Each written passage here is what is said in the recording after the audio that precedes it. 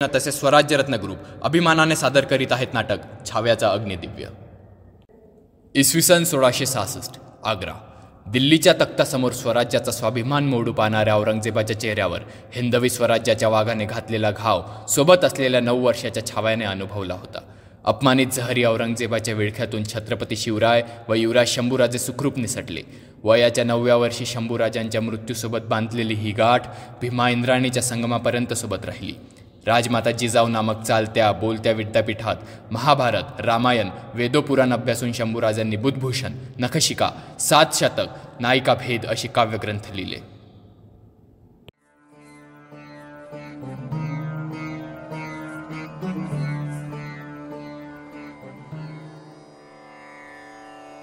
पद पदम पत्र समचरण जंग जमिकन कखर बखर नाभील ललित गंभीर उदर लंबित विशालवर उर्ग दीर्घ मुंडिकर देत चारिफल एक दंत रुसुंड लवत हरिजात सकलमल। वाह शंभूराजे वाह, तुमच्या काव्यातून गजाननाची स्तुती ऐकून मन अगदी तृप्त झाले। आबासाहेब, आम्ही तुमच्यावर देखील श्लोक लिहिला आहे। शंभूबाळ, आमच्यावर ऐकवा बघू। कलिकाल भुजंग मावलिडम निखिलम धर्ममं वेक्षय विकलम यः जगतः परिरंशतो व तापो सह शिवछत्रपतीर जयत्से जय। याचा अर्थ असा होतो की या कलिकालाच्या भुजंगामुळे अखिल धर्माची समाजाची हीन अवस्था बघून दुःख झालेल्या स्वामी म्हणून जगताचे ताप हरण करण्यासाठीच अवतरलेल्या शिवछत्रपतींचा जय जयकार असो। छत्रपती शिवाजी महाराजांचा विजय असो। युवराज शंभूराजांचा विजय असो। महाराज, युवराज शंभूराजे शस्त्र पारंगत आहेतच, परंतु बुधभूषण सारखे उत्तम काव्यग्रंथ रचून ते शास्त्र पारंगतही आहे हे बोलणे वावगे ठरणार नाही। महाराज, तुळजापूरहून आई तुळजाभवानीचा प्रसाद घेऊन गोंधळी आल्यात, भेटायची परवानगी मागतायत। जगदंबेचे दास आहेत ते, त्यांना आदराने आत घेऊन या।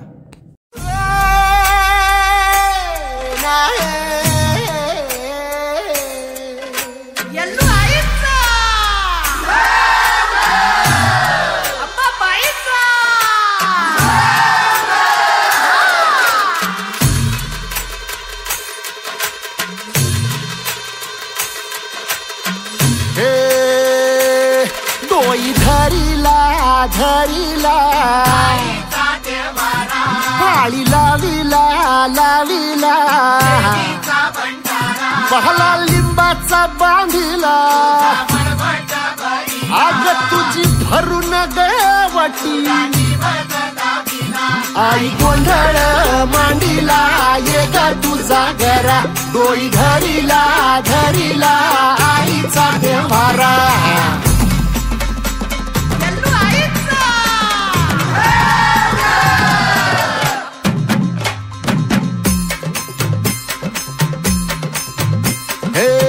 हाती परडी कुंकू भाळी अंतरितवली ज्योती ग भंडाऱ्याची मुठ उधळली पाप जळली कोटी ग सेवेसाठी आलो दुरुनी तुझ जीवाचा जीव स्वामिनी होऊ दे मंगल आई ग।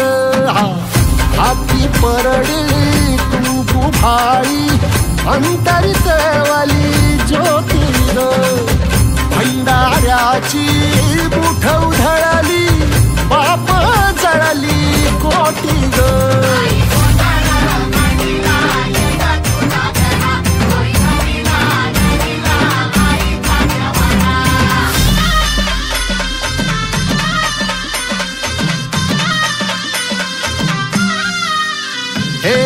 देई जोगवा आई कृपेचा पदर पसरिला पुढती ग संसाराची नाव तरू दे हात असू दे पाठी ग तू रेणुका तू यल्लम्मा दाही दिसला काज महिमा नांदव सुख संसारी ग हाती परडी कुंकू भाई अंतरित वली ज्योती ग भंडाऱ्याची मुठ उधळली पाप जळली कोटी ग देवी यल्लम्मा आईचा कोल्हापूरच्या अंबाबाईचा तुळजा भवानी आईचा आई रेणुका देवीचा एकवीरा देवीचा सप्तशृंगी देवीचा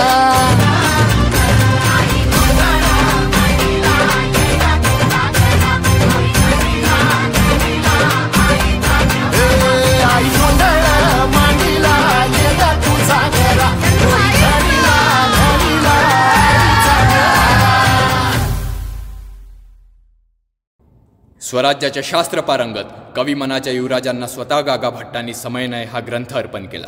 हिंदवी स्वराज्याचे युवराज शंभूराजे व युवराज्ञी यसुबाई कोकणाच्या कुशीत वसलेल्या शृंगारपुरी आले. स्वतः युवराज व युवराज्ञी आपल्या गावात आले आहेत हे ऐकून आनंदित गावकरी गावच्या देवळात शंभूराजांच्या दर्शनास आले.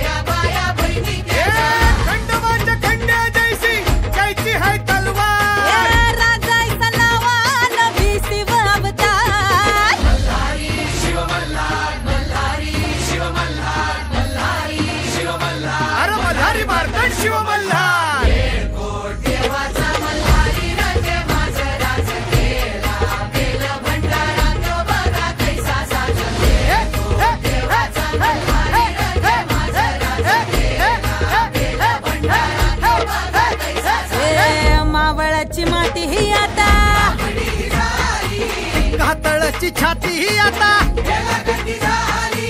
शिवबाच्या रूपाचं दर्शन रोज सूर्य घेई शिवशंकराचं दर्शन रोज सूर्य घेई कोटी कोटी पुण्य बांधून गाठीला जाई शिवाजी झाला या जगीचा तारणहार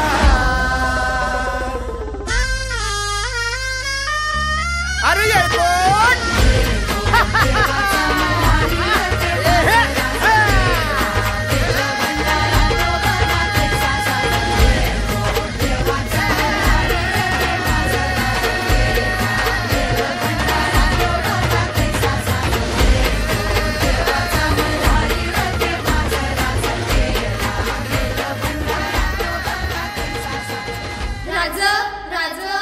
न्याय करा राज, न्याय करा.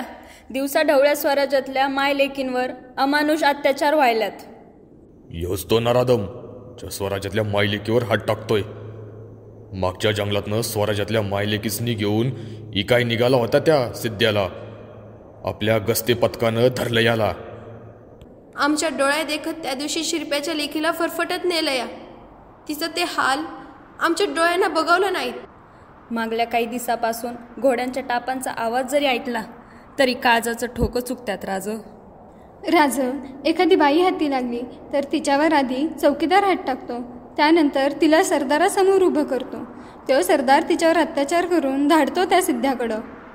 घरातली माय माऊलीशी उचलून दिल्यामुळं संसाराचे संसार उघड्यावर पडलेत राज. स्वराज्य काय उद्देश होता आमच्या आबासाहेबांचा हे स्वराज्य प्रस्थापित करण्याचा? गेले कैक वर्षापासून या अश्मांनी चालवलेल्या स्त्री जातीवरील अन्याय अत्याचार आता शिगेला येऊन पोचलाय. बास! यांना काय वाटते स्त्री कुंकवते नाजूक आहे? अरे स्त्री म्हणजे साक्षात आई जगदंबेचं रूप, आणि तिचीच सऱ्याम विटंबना चालली आहे. जशी विठ्ठलाच्या आधी आई रुक्मिणी, श्री नारायणाच्या आधी आई लक्ष्मी आणि शिवशंकराच्या आधी माता पार्वती. या भवे क्षण चकोर चंद्रिका शांभवी निज जनस्य पालिका. या तुषारगिरी राजकन्यका साम्य मास्तु शिव काल मालिका. अरे स्त्री ही सदा पूजनीयच, आणि तिच्यासोबतच हा अन्याय. हे या श्रींच्या स्वराज्यात कदापि खपून घेतलं जाणार नाही. या कोकण किनारपट्टीवर या सिद्धेचा आतंक जरा जास्तच वाढलाय. गणोजीराव, या नराधमास कैद करून आपण उत्तम कामगिरी केलीत. कळू द्या सर्वांना, या स्वराज्यातल्या माता माऊलींवर वाईट नजरेने जरी बघितलं तर त्याचे परिणाम काय होतात. ज्योत्याजी, रायप्पा, या नराधमाचे हात पाय कलम करून टाका आणि गावाच्या वेशीवर टांगून द्या. घेऊन जायला. वय राज, चल रे रायप्पा. स्त्री जातीबद्दल कायम आदर ठेवणारे अभिषिक्त युवराज स्वराज्याला लाभले होते. स्वराज्यात हनुमान जयंती दिवशी अंधार पसरला होता. हिंदवी स्वराज्याचे जनक स्वराज्याला पोरका करून सोडून गेले होते. प्रचंड मोठं दुःख पचवून स्वराज्यात पुन्हा एकदा जोश भरण्याचं काम स्वराज्याचे धाकले छत्रपती शंभूराजे यांनी केलं. येसुबाईंचे भाऊ गणोजी शिर्के वतनासाठी हट्ट करत होते, पण गणोजीरावांचं मन राखण्यासाठी स्वराज्याच्या रीतीभाती सोडणे शक्य नाही ही भूमिका युवराज्ञींची होती. औरंगजेबाचा मुलगा अकबर बापाशी वैर घेऊन स्वराज्यात शरण आला होता. त्याला हाताशी घेऊन दिल्लीचं तख्त काबीज करण्याचा डाव शंभूराजे यांनी रचला. शिवरायानंतर 9 वर्ष स्वराज्य शंभूराजे यांनी धगधगत ठेवलं. दिल्लीचं तख्त सोडून औरंगजेब स्वराज्य गिळण्यासाठी स्वराज्याच्या सीमेवर येऊन बसला होता. क्या करते बंदोबस्त? खिल्लते पहन के खाली मार खाते हो? इतनी फौज दी गई थी दीमक में, कहाँ गई? खा गया वो दक्खन का चूहा. हुजूर, पूरी मुगल फौज डर से कांपती है. उस संभा का नाम भी सुना तो. फिर कहाँ कम है? कहाँ कम है हम? 9 साल हो गए इस दक्खन में आए. एक जीत, सिर्फ एक जीत नसीब नहीं हुई हमें. परेशान परेशान कर रखा है उस संभा ने हमें. कहाँ गए हमारे वो सूरमा शाहबुद्दीन खान? सबसे आसान किला दिया गया था इन्हें जीत के लिए, रामसेज. सिर्फ 700 मरहट्टे थे उस किले पर, और हमारे सूरमा कितने की फौज ले गए थे? 20,000 की. बड़े मिजाज में बोले थे, सुबह जाकर दोपहर तक ले लेंगे किला. उस वक्त तुम्हारा एक दिन बीतने में 3 साल लगे थे. तरस गए थे एक फतेह के लिए. एक जीत नसीब नहीं हुई थी हमें. तब सामने आए थे वो बहादुर सरदार फतेह खान, जिनके सिर्फ नाम में ही फतेह थे. वो भी उस रामजी पवार से शिकस्त खाकर वापस आ गया. हमारे शहजादे मुअज्जम, जरा हमारे सामने तो आए, आपको खिल्लत बांटनी है. क्यों अब्बूजान, हमने तो संभा के खिलाफ एक भी लड़ाई नहीं जीती, तो ये तोहफा क्यों? 70,000 की बड़ी फौज लेके तल कोकन पर भेजा गया था तुम्हें. बताया जाए जरा क्या हुआ इतनी बड़ी सेना का. जी अब्बूजान, हम 70,000 की फौज लेकर निकले तो थे तल कोकन की ओर, और उस वक्त वहाँ संभा भी गोवा की लड़ाई में मसरूफ था. हम उसके तरफ बढ़ ही रहे थे, लेकिन गोवा से पहले रामदरा की घाटी में ही संभा हमारे सामने खड़ा हो गया. जिसे मारने चले थे वही हमारे सामने शमशेर लेके आ गया. अपनी 30,000 की फौज काट डाली और सारा राशन लूट कर ले गया. बची हुई फौज भूख में ही मर गई. वो तो अच्छा हुआ अब्बूजान कि आपने हमारे सरदार भेजकर हमें बचा लिया. पर अब्बूजान, इतनी बुरी तरह से हारने के बाद भी ये खिल्लत क्यों? खिल्लत इसलिए मेरे बच्चे क्योंकि तुम जिंदा लौट आए, वरना उस संभा ने कभी किसी को जिंदा छोड़ा भी है. पूरी मुगल फौज डर से कांपती है उस काफर का नाम भी लिया तो. हम यहाँ दक्खन में आ बैठे हैं, और वो संभा, उसने कर्नाटक के मैसूर को काबिज करके तंजावर के वेंकोजी को साथ में लेके पूरा का पूरा कर्नाटक काबिज कर लिया, और उसके बाद तमिलनाडु को कब्जे में ले लिया. आंध्र के 80 राजाओं को हराकर आंध्रा भी जीत लिया. या खुदा, हम उसके दरवाजे पर खड़े हैं और वो उधर हमारे ही घर में जा बैठा है. हमें तो ऐसा लगने लगा है हम हार के लिए और वो काफर सिर्फ और सिर्फ जीत के लिए बना है. बस अब बहुत हुआ, अब और हार बर्दाश्त नहीं होती हमसे. या अल्लाह, क्या होंगे कामयाब कभी, या ऐसे ही लौटना पड़ेगा खाली हाथ दहली. हुजूर, अब आपको एक खुशखबरी सुनानी है। संभा को आपके सामने ये मुकर्रब लाएगा। क्या बक रहे हो मुकर्रब? सुबह सुबह पी रखी है क्या? बादशाह सलामत, आपके लिए एक तोहफा लाया हूँ। आपकी इजाजत हो तो पेश करूँ? इजाजत है। आओ गणोजी शिर्के, आओ।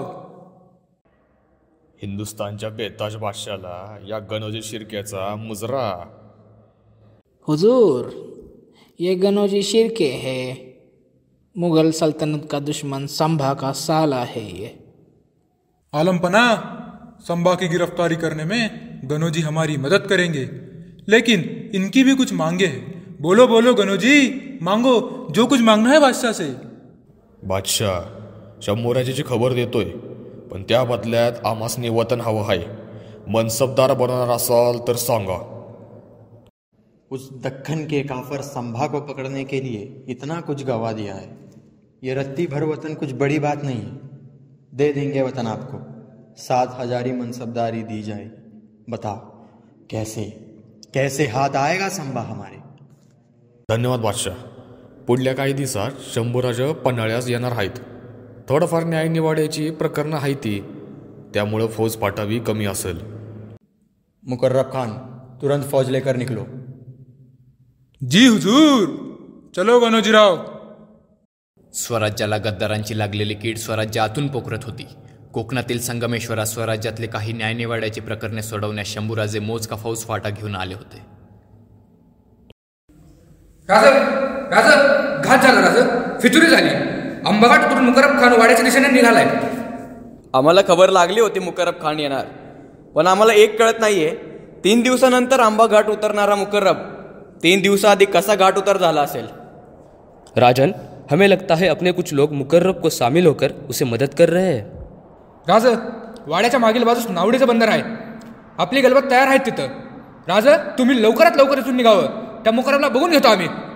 राजे, आता बातचीत करण्यात वेळ वाया घालू नये। शत्रू वेशीवर आला आहे, आपण निघा। नाही संताजी, आम्ही तुम्हाला इथे सोडून नाही जाऊ शकत, आमचा पाय निघत नाहीये। धनाजी, आपण मुबलेक मावळे घेऊन मुकर्रब खानास हुल द्यावी। निघा। राजन, नावडी बंदरावर मुकर्रबची सेना थांबली आहे, तो मार्ग देखील आपल्यासाठी बंद झाला आहे। राज, आपला हा डाव देखील आपल्याच माणसांनी मुकर्रबला सांगितलंय वाटतं। आमचं मस्तक निर्माल्य बनून जरी वाहिलं तरी चालेल, पण या मुकर्रबला आज आम्ही सोडणार नाही। हर हर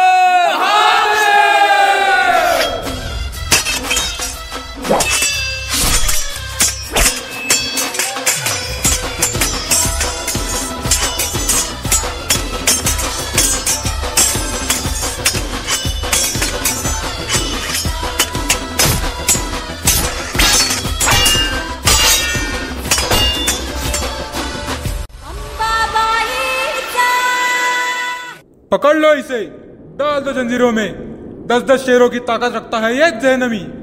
भेज दो ये खबर आलमगीर को, दक्खन का चूहा आखिरकार हाथ में आ ही गया। ले चलो इसे। हिंदवी स्वराज्याचे अभिषिक्त छत्रपती दुर्दैवीपणे कोल्ह्या कुत्र्यांच्या हाती लागले। 9 वर्ष संतापलेला औरंगे आता कुठं शांत झाला होता। पूर्ण हिंदुस्थानात तेजस्वीपणे उभे असलेले एकमेव हिंदू प्रस्थापित स्वराज्य संपवण्यास आलेला औरंगे आता स्वप्न रंगवू लागला होता। धर्मस्वाभिमानी छत्रपती कणखरपणे औरंगजेबाच्या दरबारात उभे होते। हुजूर, हुजूर, हुजूर, संभा गिरफ्तार हो गया। क्या बक रहे हो? होश में तो हो। अगर खबर गलत निकली तो जिंदा जला दिए जाओगे। मुकर्रब खान ने संगमेश्वर के किनारे कैद कर लिया है उस काफिर संभा को। इंशाअल्लाह। कैसे कैसे ला रहे हो उसे? और वो कलश भी है ना उसके साथ? जी हुजूर, कलश भी उसके साथ ही है। सुभान अल्लाह, बड़ी अच्छी बात है। सीधी तरह से मत लाना उसे। किले के नीचे तो 2 लाख की सेना है, उसके बीच से लोहे की जंजीरों से हाथ पांव जकड़कर, मस्करे की टोपी पहनाकर जुलूस निकालो उस काफर का। और सुनो, 10-12 अंगरक्षक हमारे पास रखो, ताकि संभा हमारे नजदीक ना आ पाए। और इस दरवाजे की ऊंचाई कम करो। जब वो हमारे सामने आएगा तो झुकते हुए आएगा, और हम उसे कहेंगे, रहने दो शंभू राजे, झुकने की कोई जरूरत नहीं। इंशाअल्लाह जश्न की तैयारी करो।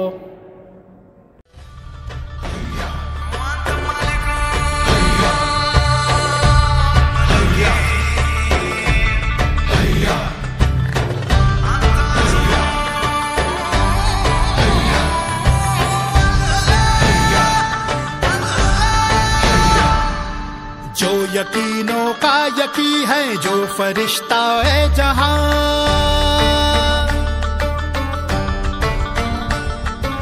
उसके कदमों में है बरकत, उससे दक्खन है जवां।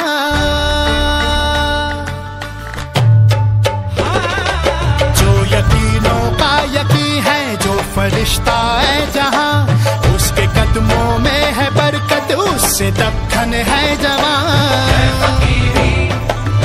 शाह जिसका रास्ता है कहानी, गर्दिशों की दास्ता, जो रगों में, जो नसों में, जो लहू में जल रहा, वो मसीहा आ गया है, जो दिलों में बस रहा। जो रगों में, जो नसों में, जो लहू में जल रहा, वो मसीहा आ गया है, जो दिलों में बस रहा, वो मसीहा आ गया है। कुर्निश करो संभा, झुक जाओ आलम पना के सामने। मुकर्रब राजा है वो, झुकेंगे नहीं झुकाएंगे। चुप चुप चुप, ध्यान में रख, कैद में है तू, आलमपना के दरबार में है, मार दिए जाओगे। सबूर आसद सबूर, अभी बहुत कुछ पूछना है इसे। क्या यही है सिवा का शमशेर शहजादा संभाजी? दिमाग से बेदक्कन, हिम्मत का शेर, दिखाई में खूबसूरत सिपाही है। परवतगीर इतना बहादुर अगर मुगल बन जाए तो तमाम दक्खन में एक तख्त होने में अरसा न लगे। 9 बरस का था तब हमने पूछा था इसे, क्यों रे संभा, तुम्हें हमारा डर नहीं लगता? तब जवाब दिया था इस काफर ने, हमें किसी का डर नहीं लगता, लेकिन हमारी वजह से सबको डर लगता है। सच कहा था काफर ने, कभी कलेजे को ठंडक ना मिलने दी। अल्लाह ताला की मेहरबानी, खुदा की मेहरबानी सामने है, कैद में है हमारे। या अल्लाह। कवी जी, कवी आहात आपण या प्रसंगावर सुचते का एखादी कविता?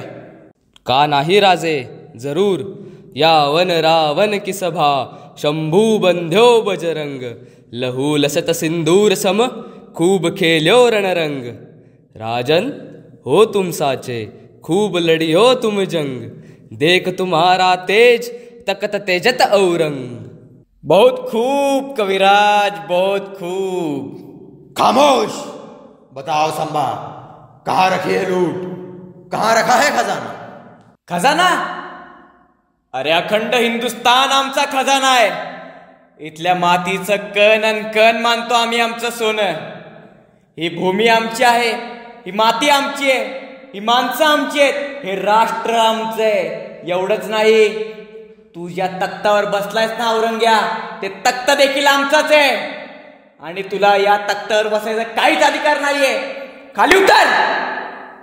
तू गिळलास आमचा खजाना, तू गिळलास आमचा हिंदुस्तान, पण आम्ही मागितली नाही भीक तुझ्यासारखी, झालो नाही भिकारी औरंग्या तुझ्यासारखे। घेतलं मनगटाच्या जोरावर आणि तलवारीच्या धारेवर। निघ। चुप हो जा काफर। वजीरा सर, कैद में मैं हूं या ये संभा? बताओ संभा, हमारे कौन कौन सरदार शामिल थे तुम्हें? तख्तासाठी रक्तावर उलटणारी जात नाही आमची औरंग्या। आई भवानीचे भूती आम्ही, मातेसाठी आमचा इमान कधीच बेईमान होणार नाही। याद राख, आमच्या मातीत उभा आहेस, इथेच माती करू शकतो आम्ही तुझी। राजा जी, राजा जी, राजा जी, दिल में फिक्र मत रखिए, आप हमारे सच्चे धर्म में आएंगे तो ये खुदा का बंदा आपको बड़ा नवाब बनाने को तैयार है। हिमालय समारभ्य यावद हिंदू सरोवर, तह देव निर्मित देश हिंदुस्तान प्रचक्षते। अभेद्य हिमालयापासून तक्ष दक्षिणे पल्ल्याड असलेल्या सागरापर्यंत ही हिंदभूमी आहे। मर्यादा पुरुषोत्तम श्री प्रभू रामचंद्रांच्या पदस्पर्शाने पावन झालेली ही हिंदभूमी भगवान श्रीकृष्णांच्या मधुर बासुरीतून मंत्रमुग्ध झालेली ही हिंदभूमी, कैलास निवासी शिवशंकरांच्या जटातून उगम पावलेल्या गंगोत्रीने पवित्र केलं या हिंदभूमीला. आणि आमचा सह्याद्री कणखर कणा बनून उभा आहे या हिंदभूमीचा. आमच्या आबासाहेब शिवछत्रपतींनी केलेले तेजस्वी पराक्रमामुळे गौरवशाली झाली आहे हिंदभूमी. पृथ्वीवरील सारी संपत्ती आणि स्वकीयाच्या रक्तानं माखलेला त्याचा ताज जरी आमच्या पायाशी ठेवला तरी हा स्वधर्मी निद्रम श्रेया म्हणणारा मराठ्यांचा अभिषिक्त छत्रपती लाथेनं ठोकरेल त्या सगळ्याला. अशी ही सोन्यासारखी हिंदभूमी आमच्या नशिबी असताना आम्ही तुझा हा धर्म स्वीकारू? धर्म मतलब आस्था, और आस्था बदली नहीं जाती औरंगजेब. संभाजी 1000 बार जिएगा और 1000 बार मरेगा, मगर हिंदू धर्म नहीं छोड़ेगा. बहुत बोलती है ये जुबान, काट डालो इसे, ले जाओ, हश्र करो इसका. हर हर महादेव जगदम्ब. ये मराठे क्या खिलाते हैं अपने बच्चों को? क्यों पैदा नहीं हुआ ऐसा एक भी शख्स हमारे जनाने में? अंधाऱ्या रात्रीच्या काळोखात स्वराज्याची ही ज्योत कायम जळत राहिली. तब्बल 40 दिवस औरंग्या राजांचा छळ करत होता. संभाजी राजांचा आक्रोश ऐकण्यासाठी औरंग्या तरसत होता. मृत्यूला घाबरणारे अनेक होते, पण मृत्यूला घाबरवणारे फक्त एकमेव छत्रपती शंभूराजे होते. राणी सरकार, महाराजांचा काहीच सुगावा लागत नाही आहे. तो औरंग्या राजासोबत काय काय छळ करतोय याच्या फक्त अफवाच ऐकू येत आहेत. अवघा 1 मास उलटेल आता तरी काहीच खबर नाही राजांची. वैजी, त्या अफवा ऐकूनच काळजाचं पाणी पाणी होतंय माझ्या. पण स्वराज्याच्या छत्रपतींना गिरफ्तार करून घेऊन जाताना कोणीच कसे बघितले नाही? आपले चौकीदार गस्ती पदक कोणालाच कसे कळले नाही? आपल्या हातात वेळ फार कमी आहे. राजांना औरंगजेबाच्या कैदेतून सोडवण्यासाठी प्रयत्न सुरू आहेत, पण हाती यश लागत नाही. काय झाले संताजी धनाजी? राजांची काही खबर? कशा आहेत राजे? बोला बोला बोला, आमच्या जीवाची लाही लाही होतीये. कोणत्या तोंडानं सांगू आणि कसं सांगू? माफ करा राणी सरकार, आमच्याच्याने नाही सांगणं व्हायचं. जे घडलं, जसं घडलं ते शब्द न शब्द सांगा, हा आमचा आदेश आहे. दरबार भरला होता. औरंगजेब बसला आपल्या स्वराज्याच्या सिंहासमोर. पौलादी काटेरी साखळ दंडात बांधून ठेवलं होतं माझ्या राजाला. राणी सरकार, सिंदूर फासलेल्या अनुमनासारखे रक्ताने लालबुंद झाला होता माझा राजा.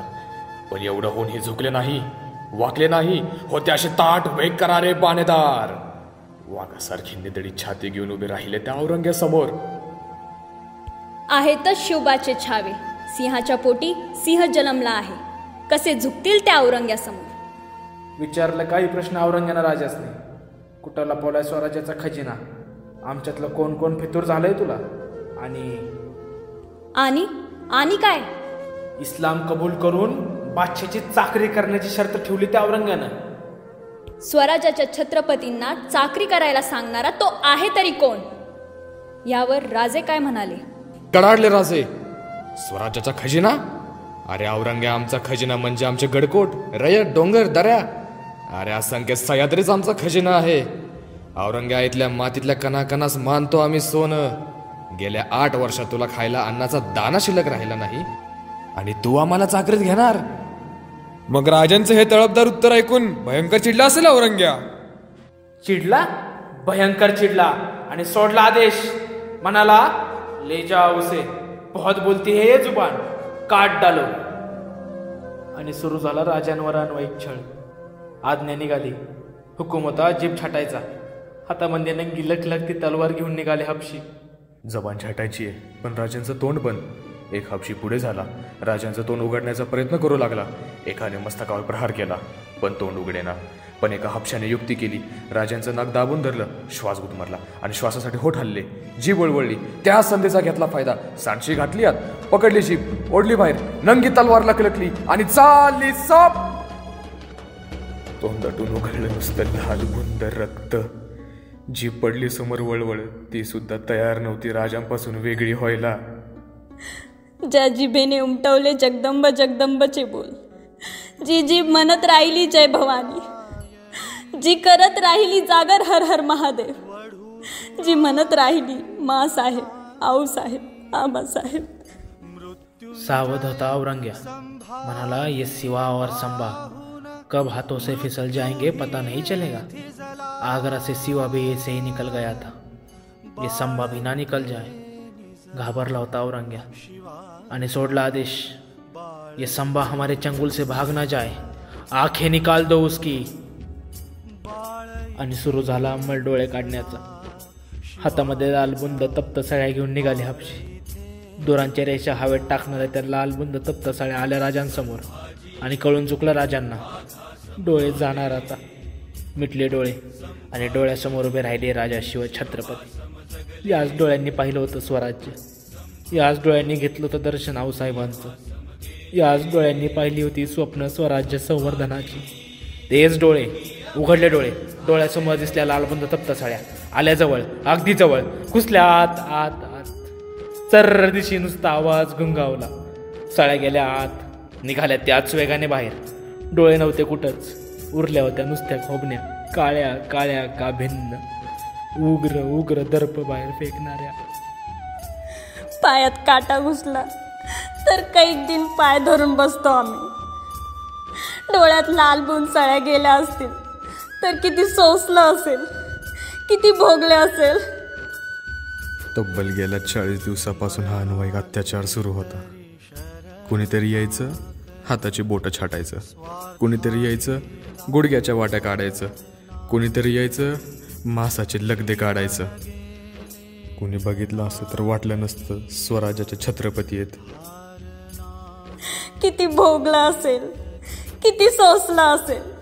विंचवासारख्या लवलव करणाऱ्या वेदना मेंदूत झिंझिण्या घालीत बसले असते। रगेल असते, रंगेल असते तर झुकले असते, वाकले असते, नमले असते। औरंग्याला शरण जाऊन ॲशमध्ये जगले असते। मग का सोसत राहिले असतील राजे सगळं, का?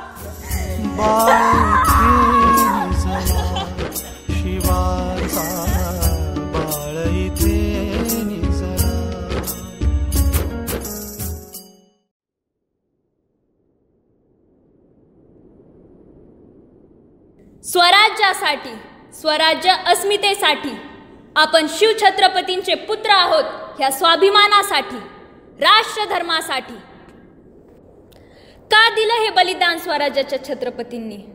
कारण इथला एक ना एक मावळा पेटून उठावा आणि दाखवून द्यावा त्या क्रूर निर्दयी औरंग्याला हे शिवछत्रपतींचं स्वराज्य आहे। छत्रपती संभाजी महाराजांच्या ह्या स्वराज्यात राजाविना प्रजा कशी लढते ते। स्वराज्य घ्यायला आला आहे तो औरंग्या, त्याला येथेच गाडून ठेव। औरंगजेब शंभूराजांना मारू शकला नाही, अजिबात नाही। शंभूराजांनी ह्या आपल्या छत्रपतींनी स्वतःहून स्वीकारलेलं हे बलिदान आहे। कारण राजांना माहिती होतं, एकदा का स्वराज्यातला मावळा पेटला तर पुढच्याला पेटवल्याशिवाय शांत बसत नाही। हा मावळा उसळला पाहिजे, पेटला पाहिजे, तरच शिवछत्रपतींचं स्वराज्य टिकेल।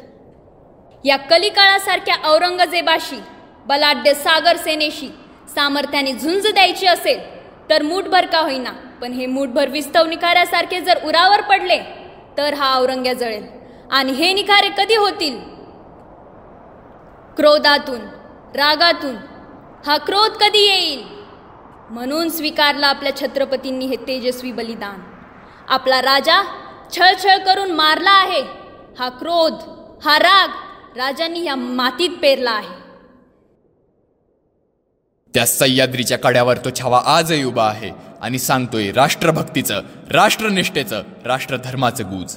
ते आजही देतात संदेश मातीसाठी कसं लढायचं याचा, संदेश धर्मनिष्ठेचा।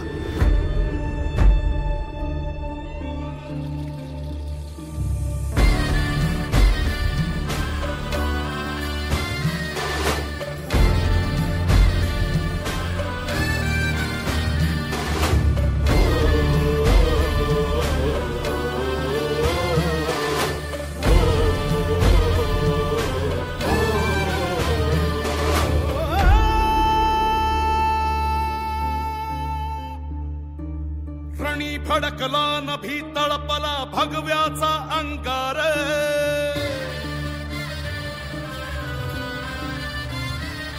ओरणी फडकला नभी तळपला भगव्याचा अंकार स्वराज्याचा महारुद्रकारी वैर्याचा संहार शिवबाचा बाळ वर्ग मराठ्यांचा झाड सागरेचा कैवार ऐसा उतरला मल्हार राज संभाजी रमाज राज संभाजी रमाज शिवतांडवाची आग आला सह्याद्रीचा वाघ राज संभाजी रमाज राज संभाजी रमाज कानून कवडी माळ आला जगदंबेचा माळ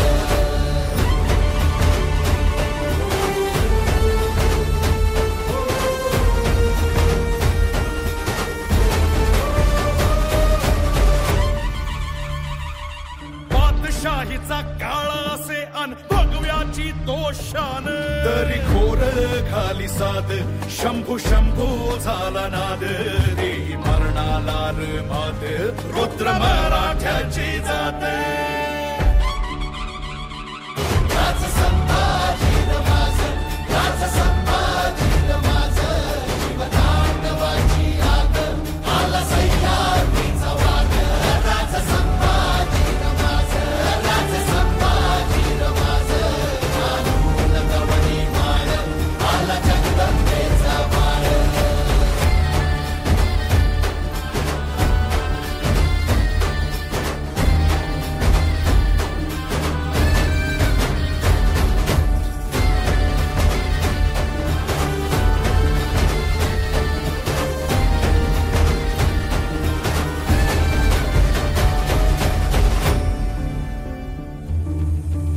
शूर हा नीतिमंत रुद्र हा कीर्तिवंत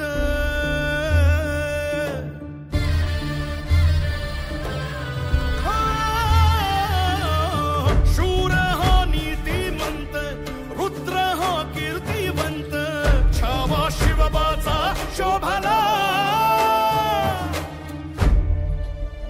ओ धर्मदानवा मर्दून आला धर्माचा महावीर उजळून गेला सह्याद्रीला मार्तंड अवतार गडकोटाचं गाराड भाव शंभूच हे ठाण जैसा भैरवाचा भाव तैसी समशेरीची धार राज संभाजी रमाज राज संभाजी रमाज शिवतांडवाची आग आला सह्याद्रीचा वाघ राज संभाजी रमाज राज संभाजी रमाज कानून कवडी माळ आला जगदंबेचा माळ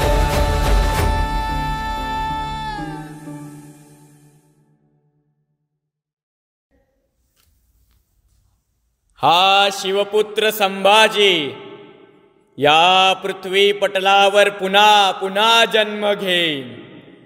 इथल्या पाण्याच्या थेंबा थेंबात आणि मातीच्या कणाकणात मिसळलेला संभाजी रूपी अंगार आपल्या मनात धगधगता ठेवा.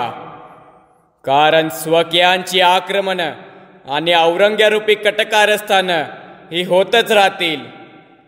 त्यामुळे होऊ द्या तुमच्या विचारांचे भाले आणि छातीचे निर्धाराचे कूट आणि तळपू दे आग शिवप्रभूंच्या विचारांनी आणि गरजू दे या सह्याद्रीतून एकच गर्जना, एकच आवाज, हर हर महादेव.